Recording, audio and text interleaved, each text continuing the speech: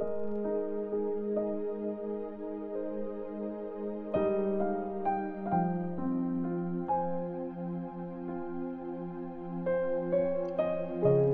chapter 14. Sa Iconium. Ganito din ang nangyari sa Iconium. Pumasok sina Paul at Barnabas sa sinagog. Maraming Jews at Gentiles ang naniwala at nanalig dahil sa husay nila mag-preach. Pero may mga Jews na hindi naniwala at sinulsulan pa nila yung mga Gentiles para kalabanin ang mga taong naniniwala. Nagstay doon ng matagal ang mga apostles at buong tapang silang nagsalita tungkol sa Panginoon. Binigyan sila ng kapangyarihan para gumawa ng mga himala at mga nakakabilib na bagay. Yun ang patunay na totoo ang sinasabi nila tungkol sa sobrang kabaitan ng Panginoon. Nahati ang mga tao sa syudad.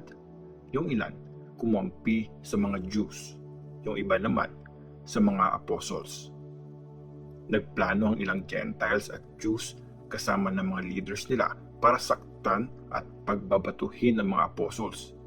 Pero nalaman to ng mga apostles, kaya tumakas agad sila at pumunta sa Listra at Derbe na mga city sa Lycaonia at sa mga kalapit pang lugar. Nag-preach sila ng magandang balita doon. Sa Listra at Derbe. May isang lalaki sa Listra na hindi nakakalakad kasi pinanganak siyang lumpo. Nakaupo siya at nakikinig sa mga sinasabi ni Paul. Nakita ni Paul na naniwala ang lumpo na pwede siyang gumaling, kaya tiningnan niyang mabuti yung lalaki at malakas niyang sinabi, "Tumayo ka ng diretso." Palundag na tumayo ang lalaki at nagsimulang lumakad.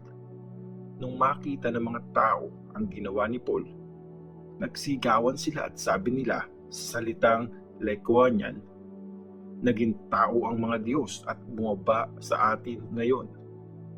Tinawag nilang Zeus si Barnabas at si Paul naman tinawag ni Hermes kasi siya ang laging nagsasalita.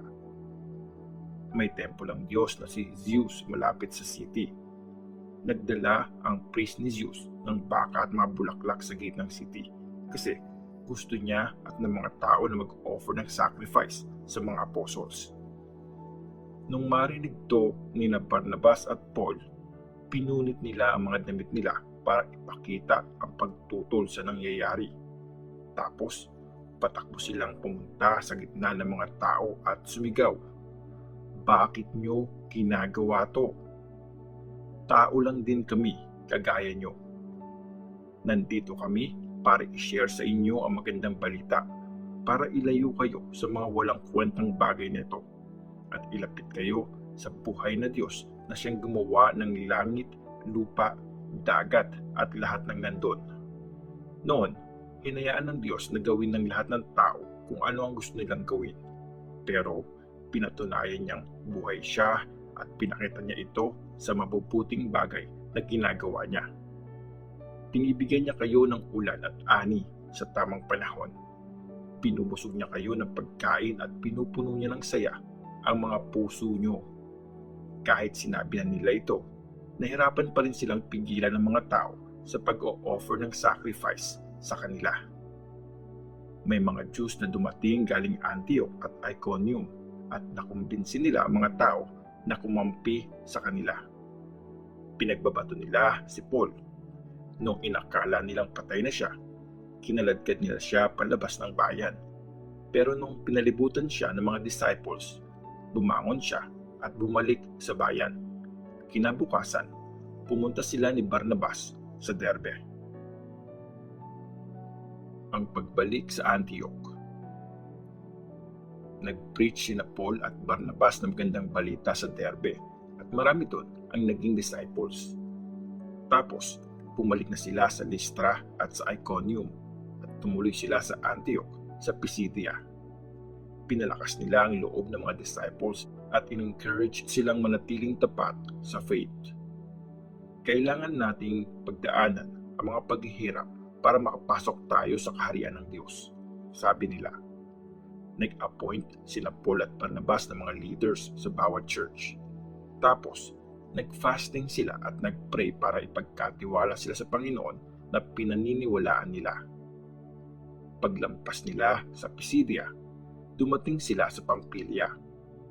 Pinreach nila ang mensahe sa Perga, tapos pumunta silang Atalia. Galing doon, sumakay sila ng barko pabalik sa Antioch. Doon sila unang pinagkatiwala sa pag-iingat ng Diyos para gawin ang trabaho na natapos na nila ngayon.